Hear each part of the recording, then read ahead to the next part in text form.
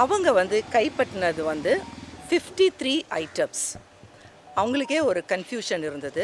First வந்து அவங்க சொன்னாங்க நாங்கள் கைப்பற்றுறது வந்து 59 அப்படின்னு சொன்னாங்க. 59க்கு அப்புறம் வந்து எங்கேருந்து எந்த அஃபீஷியல் கிட்டேருந்து கால் வந்துச்சுன்னு எனக்கு தெரியல. திடீர்னு வந்து இல்லை மேடம் இன்னொரு லெட்டர் எழுதுங்க அப்படின்னு சொல்லி இன்னொரு லெட்டர் என்னை எழுத சொன்னாங்க. அதில் வந்து 53 ஐட்டம்ஸ் வந்து எனக்கு மென்ஷன் பண்ணியிருக்கிறாங்க. அந்த 53 ஐட்டம்ஸில் வந்து என்னோடய ஒரிஜினல் டாக்குமெண்ட்ஸு, என்னோடய ஆஃபீஸ் பத்திரம், நான் ரொம்ப பெரிய லெவலில் வாங்கலை.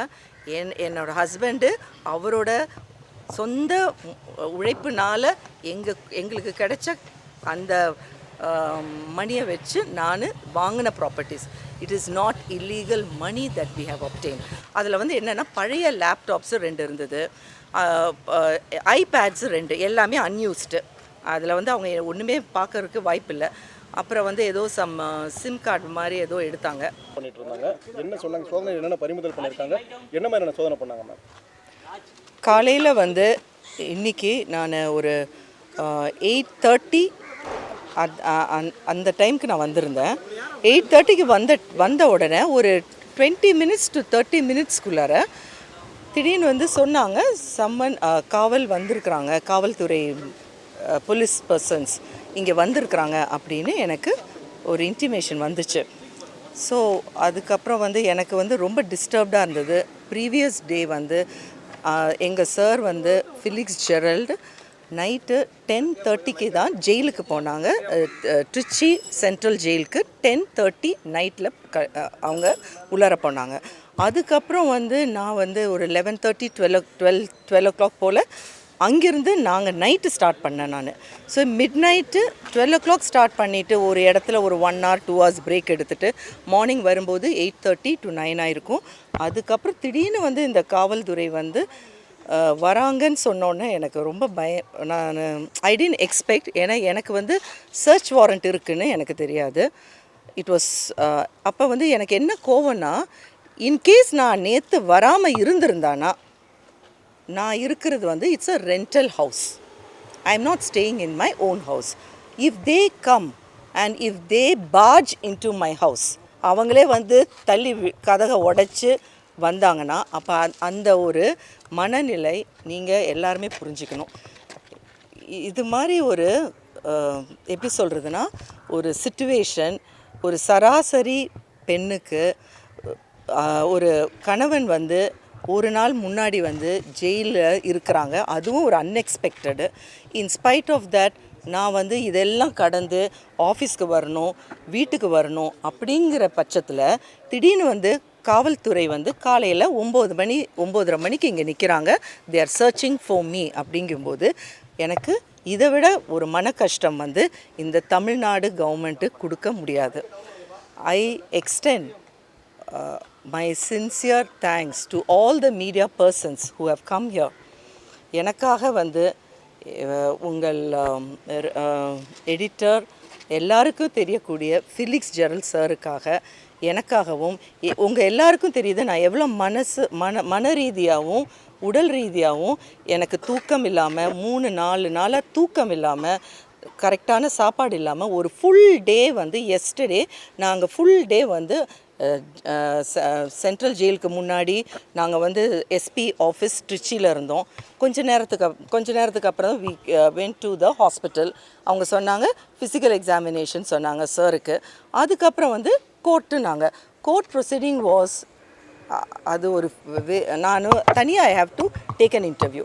அந்த கோர்ட் ப்ரொசீடிங் அவ்வளோ லென்த்தியான கோர்ட் ப்ரொசீடிங். நானும் ஃபர்ஸ்ட் டைம் தான் இது எல்லாமே பார்க்குறேன். இது ஒன்று எங்களுக்கு வந்து ரொம்ப பரிச்சயமானது கிடையாது.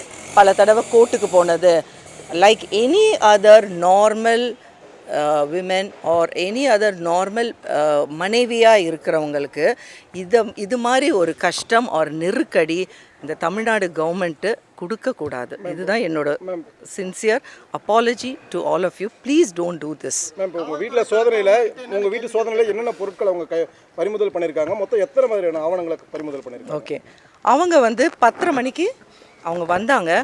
நிறைய பேர் வந்து என்ன சொல்கிறாங்கன்னா, நான் வந்து எதிர்ப்பு தெரிவித்தேன். எதிர்ப்பு தெரிவித்ததுக்கு வந்து எல்லா ரீசனும் இருக்குது. எப்படி நான் எதிர்ப்பு தெரிவிச்சிருப்பேன்? பிகாஸ் என்னோட மன ரீதியாகவும் உடல் ரீதியாகவும் நான் பாதிக்கப்பட்ட டைமில் திடீர்னு வந்து அவங்க சர்ச் வாரண்ட்டோட வராங்க. அந்த டைமில் என் பையன் வந்து படுத்து தூங்கிட்டு இருக்கிறான். அவன் வந்து அப்போ தான் வந்து டயர்டாக படுத்து தூங்கிட்டு இருக்கிறான். அந்த டைமில் திடீர்னு வந்து காலிங் பெல் அவ்வளோ வாட்டி காலிங் பெல் அடிச்சுட்டு ஓப்பன் பண்ணுன்னு சொல்லி பார்த்தா ஒரு 6 7 பேர் நிற்பாங்க. அத்தனை பேர் வந்து போலீஸ் ஜென்ட்ஸ் அதிகமாக இருந்தாங்க. மெயில் போலீஸ் வந்து ஒரு 6 பேராவது இருந்திருப்பாங்க. லேடிஸ் வந்து 2 பேர் இருந்தாங்க. And one more person who is they told as a representative, not representative, medical ப்ராக்டிஷனராக அவங்க என்ன சொன்னாங்கன்னு தெரியல, இன்வெஸ்டிகேட்டிவ் ஆஃபீஸர் அவங்க ஒரு லேடி, அவங்களும் வந்திருந்தாங்க. அப்போ எனக்கு வந்து அந்த டைமில் எல்லாருமே வந்து என்ன வந்து ட்வீட்டோ மெசேஜோ என்ன சொல்கிறாங்கன்னா எதிர்ப்பு தெரிவித்தேன்னு. எதிர்ப்பு நான் தெரிவிக்கல. எல்லாருக்குமே மன ரீதியாக பாதிக்கப்பட்டவங்க அந்த டைமில் அது மாதிரி தான் கோவப்படுவாங்க. எனக்கு எப்படி பயமாக இருக்கும்? ஃபார் எக்ஸாம்பிள், இதுக்கு முன்னாடி நான் வந்து பேரை சொன்னான்னா எல்லாருமே அதே நினைப்பாங்க. நான் கேள்விப்பட்டிருக்கிறேன், இவங்க இப்படி வந்துட்டு வேறு மாதிரிலாம் வந்து வைப்பாங்க பொருட்கள், அப்படிலாம் கேள்விப்பட்டிருக்கிறேன். அப்போ அதே நிலைமை எனக்கு வரக்கூடாதுல்ல. என்னோட கணவர் வந்து நான் எதிர்பார்க்கவே இல்லை. அவர் வந்து இதுக்கு பிரிசனுக்கு போவாருன்னு நான் எதிர்பார்க்கல.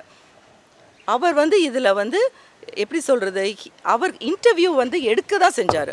அவர் வந்து இதில் வந்து பெரிய லெவலில் வந்து என் கணவராக இருக்கிறனால நான் சொல்கிறேன்னு நினைக்காதீங்க. நான் எதிர்பார்க்கல அவர் வந்து ஜெயிலுக்கு போவாங்கன்னு எதிர்பார்க்கல. ஆனால் அதையும் மீறி அவங்க போக வேண்டிய சூழ்நிலை ஏற்பட்டது. இன்றைக்கி அவங்க வரும்போது எனக்கு கோபம் இருந்தது, இயற்கை தான். சரி, அவங்க வந்ததுக்கு வந்து இத்தனை பேர் வந்தாங்க. வந்தோடனே கொஞ்சம் எப்போவுமே வந்து அவங்க கொஞ்சம் ரஃப்பாக தான் பிஹேவ் பண்ணுவாங்க. வந்தோடனே ஓகே மேடம் நீங்கள் உட்காருங்க, உங்கள் ஃபோனை என் ஃபோனை வாங்கிக்கிட்டாங்க. ஃபோனை வாங்கினதுக்கப்புறம் அவங்க வந்து என்கிட்ட வந்து என்ன சொன்னாங்கன்னா, நீங்கள் வந்து நாங்கள் வந்து எல்லாமே எடுத்து போட்டாங்க. நீங்கள் வேணும்னா நீங்கள் என்னோடய வீடு கூட போய் பாருங்கள், எல்லா திங்ஸும் அப்படியே எல்லாமே ஷேட்டர்டு. அங்கங்கே அந்தந்த பொருட்கள் எப்படியோ கிடக்குது. நீங்கள் போய் முடிஞ்சால் எடுத்து பாருங்கள் வீடியோ. அது க்ளீன் பண்ணுறதுக்கே எனக்கு 2 to 3 days ஆகும். இதுக்குள்ளார வந்து எனக்கு வந்து அங்கே வந்து எனக்கு வந்து சர்ச் வாரண்ட்டு என்னோடய ஆஃபீஸ்க்கு வந்திருக்கு. இந்த மனநிலையை நீங்கள் கொஞ்சம் யோசிச்சு பாருங்கள். ஒரு பெண்ணு எத்தனை ஹேண்டில் பண்ண முடியும்? என் பையனுக்கு காலேஜ் அட்மிஷனு, என்னோடய பொண்ணு ஜெர்மனியில் இருக்கிறா. அவளுக்கு எந்த வேறபவுட்ஸ் இன்ன வரைக்கும் நான் அவளுக்கு கால் பண்ணல. இன்றைக்கி வரைக்கும் நான் அவளுக்கு கால் பண்ணல. காலையிலேருந்து இப்போ வரைக்கும் அவளுக்கு என்ன நடக்குதுன்னே தெரியாது. ஏன்னா ஃபோன் வந்து போலீஸ் டிபார்ட்மெண்ட் இங்கே வந்தவங்க வந்து கான்ஃபிஸ்கேட் பண்ணிக்கிட்டாங்க ஃபோனு. அதனால் என்னால் அதுவும் பண்ண முடியல. நெக்ஸ்ட்டு என்னென்னா, நான் சாப்பிடவும் இல்லை. ஒரு 2 நாளாக ப்ராப்பராகவும் சாப்பிடல. சரி, நம்ம வந்து ஆஃபீஸ் போயிட்டு சாப்பிட்லான்ட்டு நினச்சிட்டு தான் வந்தேன். ஆனால் வந்து சர்ச் வாரண்ட்டுன்னு சொல்லி வீட்டுக்கு வந்துட்டாங்க. அவங்க வந்து கைப்பற்றினது வந்து 53 ஐட்டம்ஸ். அவங்களுக்கே ஒரு கன்ஃபியூஷன் இருந்தது. ஃபஸ்ட்டு வந்து அவங்க சொன்னாங்க நாங்கள் கைப்பற்றுறது வந்து 59 அப்படின்னு சொன்னாங்க. 59க்கு அப்புறம் வந்து எங்கேருந்து எந்த அஃபீஷியல் கிட்டேருந்து கால் வந்துச்சுன்னு எனக்கு தெரியல. திடீர்னு வந்து இல்லை மேடம் இன்னொரு லெட்டர் எழுதுங்க அப்படின்னு சொல்லி இன்னொரு லெட்டர் என்னை எழுத சொன்னாங்க. அதில் வந்து 53 ஐட்டம்ஸ் வந்து எனக்கு மென்ஷன் பண்ணியிருக்கிறாங்க. அந்த 53 ஐட்டம்ஸில் வந்து என்னோடய ஒரிஜினல் டாக்குமெண்ட்ஸு, என்னோடய ஆஃபீஸ் பத்திரம், நான் ரொம்ப பெரிய லெவலில் வாங்கலை. என்னோடய ஹஸ்பண்டு அவரோட சொந்த உழைப்புனால் எங்களுக்கு கிடைச்ச அந்த மணியை வச்சு நான் வாங்கின properties. It is not illegal money that we have obtain. அது ஆனால் எல்லாருக்கும் தெரியணும். ஒவ்வொருத்தரும் எப்படி வந்து ஏர்ன் பண்ணுறாங்கன்னு தெரியணும். எங்களை பார்த்தானா அப்படியே தெரியுது. ஒரு ஹவுஸில் வந்துட்டு சர்ச் வாரண்ட்டுன்னு சொல்லிட்டு அப்படியே பார்ஜின் பண்ணுறது. நேற்று வந்து நான் வந்து ட்ரிச்சியில் இருக்கிறேன், இன்றைக்கி காலையில் வந்து நான் வீட்டுக்கு வந்த உடனே அப்படி பண்ணும்போது எனக்கு வந்து ரொம்ப கஷ்டமாக இருந்தது. அதில் வந்து என்னென்னா பழைய லேப்டாப்ஸு 2 இருந்தது, ஐபேட்ஸு 2, எல்லாமே அன்யூஸ்டு. அதில் வந்து அவங்க ஒன்றுமே பார்க்கறதுக்கு வாய்ப்பில்லை. அப்புறம் வந்து ஏதோ சிம் கார்டு மாதிரி ஏதோ எடுத்தாங்க. தென் சாரோட ஐடி கார்ட்ஸ் எல்லாம் எடுத்தாங்க. அவரோட ஐடி கார்ட்ஸ், அக்ரிடேஷன் கார்டு. நிறைய பேர் சொல்கிறாங்க சார் வந்து ஜேர்னலிஸ்டா, சார் வந்து யூடியூபரா அப்படிங்கிறாங்க. இதுக்கு நான் எப்போ விளக்கம் தெரிவிப்பேன்னு எனக்கு தெரியல. சார் வந்து 2000 இந்த இயர் 2000ல் he was a journalist. அவர் வந்து அப்போவே வந்து his profession is a journalist தான். என் பையனுக்கும் என் பொண்ணுக்கும் நான் எழுதினேன். இது நேற்று வந்து கோர்ட்டில் வந்து கேட்டாங்க இந்த கேள்வி. எனக்கு வந்து இதுக்கு கரெக்டான விளக்கம் தெரியணும், ஜேர்னலிஸ்டா யூடியூபரா அப்படின்னு. அவங்க வந்து அந்த கேள்வியை எழுப்புனாங்க.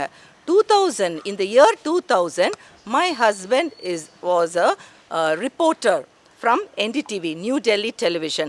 அதுலேருந்து till 2013 வரைக்கும் அவர் வந்து இந்த ப்ரொஃபஷனில் இருந்தாங்க, இன் டிஃப்ரெண்ட் மீடியாஸில். அதுக்கப்புறம் தான் 2013 தான் we started Red Pix. So YouTuber, அதுக்கு எங்கள் ஹஸ்பண்ட் ஒரு விளக்கம் சொன்னாங்க. அது எனக்கு அந்த அளவுக்கு புரியல.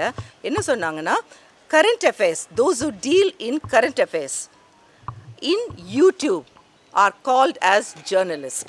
இதை தயவு செய்து உங்களுக்கு வந்து இதை கொஞ்சம் எப்படி வந்து பார்க்க முடியுமோ அது. நேற்று வந்து எங்கள் ஹஸ்பண்ட் கோர்ட்டில் வந்து வாதாடினாங்க. அவர் சொன்னார், அவங்க கேட்டாங்க யூடியூபர்னு பக்கத்தில் இருந்தவங்க எல்லாருமே சொல்லிட்டு இருந்தாங்க, யார், பப்ளிக் ப்ராசிக்யூட்டர்ஸ். அப்போ எங்கள் ஹஸ்பண்ட் சொன்னார், those who handle with current affairs அவங்க வந்து they are in YouTube are called as journalists. அதோட ஆக்ட் மட்டும்தான் எனக்கு தெரியல அப்படின்னு எங்கள் ஹஸ்பண்ட் சொன்னார்.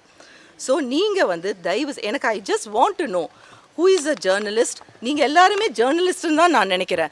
யூடியூபருங்கிறது வந்து நம்ம வந்து என்ன சொல்கிறேன்னா, ஒரு என்டர்டெயின்மெண்ட் சேனலில் தான் யூடியூபர்ஸ்ன்னு சொல்லலாம். when you take political news, when you take current affairs, you are also a journalist. அதை வந்து நேற்று வந்து கோர்ட்டில் வந்து மென்ஷன் பண்ணாங்க. I need a proper clarification of this. அப்போ எங்கள் ஹஸ்பண்டோட டாக்குமெண்ட்ஸுங்கிறது வந்து என்ன எடுத்துக்கிட்டாங்கன்னா, 10th standard certificate, 12th standard certificate, அதுக்கப்புறம் வந்து அவரோட ஐடி கார்ட்ஸ் எல்லாம் எடுத்தாங்க. எல்லாம் எடுத்து கணக்கு போட்டு பார்த்தப்ப வந்து 59 வந்துச்சு. கொஞ்ச நேரத்துக்கு அப்புறம் எங்கேருந்து அஃபீஷியல் கிட்டேருந்து கால் வந்துச்சோ தெரியல. நான் வந்து இந்த இடையில சொன்னேன், எனக்கு வந்து என்னோட ஒரிஜினல் டாக்குமெண்ட்ஸ் வந்து எனக்கு முக்கியமாக தேவைப்படுது. ஏன்னா all these original documents are in my name. என்னோட நேமில் இருக்கிற டாக்குமெண்ட்ஸு எனக்கு கொடுத்துருங்க. எங்கள் ஹஸ்பண்ட் நேமில் இருக்கிற டாக்குமெண்ட்ஸு நீங்கள் எடுத்துக்கலாம். This was the statement I made. ஆனால் அவங்க சொன்னாங்க, இல்லை மேடம், எங்களுக்கு இந்த ஆல் த டாக்குமெண்ட்ஸ் நாங்கள் செக்யூர் பண்ணணும் அப்படின்னாங்க. நான் கேட்டேன், அப்போ என்னோடய பாஸ்போர்ட்டை மட்டும் அவங்க கொடுத்துட்டாங்க. அப்போ நான் சொன்னேன், பாஸ்போர்ட்டு என்னோட நேமில் தானே இருக்குது அப்படின்னு. அதை மட்டும் கொடுத்துட்டாங்க. ஜுவல்லரி வந்து பார்த்துட்டு அவங்க ஒன்றுமே செய்யலை. அவங்க சொன்னாங்க, நாங்கள் பார்த்துட்டோம் மேடம், செக் பண்ணிவிட்டோம், எடுத்து வச்சுட்டாங்க. அண்ட் the கால் வந்து அவங்க ரெக்கார்ட் பண்ணிட்டு இருந்தாங்க. 2 லேடி போலீஸ் வந்து கால்ஸ் கிடையாது, சாரி, வீடியோஸ் வந்து எடுத்துகிட்டு இருந்தாங்க throughout the thing. And I was என் கூட வந்து என்னோடய தம்பி இருந்தாங்க, அப்புறம் என்னோட கார் டிரைவர் இருந்தாங்க, என்னோட பையனும் இருந்தாங்க. நாங்கள் 4 பேர் இருந்தோம். ஃபுல்லாக க்ளோஸ் பண்ணிட்டாங்க. எல்லாத்தையுமே சர்ச் பண்ணாங்க. கிடைச்சது வந்து லேப்டாப்ஸு, கொஞ்சம் சாரோட என்ன சொல்கிறது, 10th standard 12th standard certificate and நம்மளோட ஐடி கார்ட்ஸ் இருக்குல்ல, சார் ஃபர்ஸ்ட் 2000லேருந்து இருக்கக்கூடிய ஐடி கார்ட்ஸ், அந்த ஐடி கார்ட்ஸ் எல்லாம் கிடச்சிது. அது எல்லாமே எடுத்து அவங்க நம்பர் பண்ணப்போ 56 வந்துச்சு. 56லேருந்து 53 அவங்க கன்வெர்ட் பண்ணிவிட்டு அவங்க மறுபடியும் லெட்டர் எழுதினாங்க. ஸோ இது மாதிரி ஒரு 2-3 வாட்டி நாங்கள் அந்த ரீடூ பண்ணணும். அந்த லெட்டர் எழுதினதுனால எங்களுக்கு வந்து டைம் ஆயிடுச்சு. That is the reason for that. Property நான் சொன்னேன், என்னோட லாயர் சொன்னாங்க, ஒரிஜினல் டாக்குமெண்ட்ஸு எடுக்க விடாதீங்க, உங்கள் பேரில் இருக்கிற டாக்குமெண்ட்ஸு எடுக்க விடாதீங்கன்னு சொன்னாங்க. ஆனால் அதையும் மீறி அவங்க என்னோட பேரில் இருக்கிற டாக்குமெண்ட்ஸும் அவங்க எடுத்துகிட்டு போயிட்டாங்க. அது மொத்தமாக சேர்த்தா 6 ஒரிஜினல் டாக்குமெண்ட்ஸு, என்னோடய ப்ராப்பர்ட்டி டாக்குமெண்ட்ஸு. அதில் வந்து 4 என்னோட பேரில் இருக்குது, 1 2 எனக்கு கன்ஃபியூஷன் இருக்குது. அது வந்து எங்கள் ஹஸ்பண்டோட பேரில் இருக்கும். மேம், இப்போ இந்த ரெட் பிக்ஸ் யூடியூப் சேனல் இருக்கு இல்லைங்களா, அதோட பாஸ்வேர்ட்லாம் வாங்கினாங்களா? அது வந்து சர்ச் வாரண்ட்டு அங்கே தான் நடக்கும், ரெட் பிக்ஸ் ஆஃபீஸில். எனக்கு சத்தியமாக தெரியாது. எங்கள் ஹஸ்பண்ட் மட்டும்தான் அதை ஹேண்டில் பண்ணுறாங்க. ஸோ எனக்கு அந்த பாஸ்வேர்டு கோடு எதுவும் தெரியாது. இல்லை அதெல்லாம் ஒன்றுமே கேட்கல. அவங்க சொன்னாங்க, இமீடியட்டாக நீங்கள் ரஷ்ஷன் பண்ணுங்கள். அங்கே வந்து அவங்க வந்து they are waiting to break open the door of Red Pix office. இப்போ நான் உடனே கிளம்பணும். நன்றி, வணக்கம். Yeah, thank you.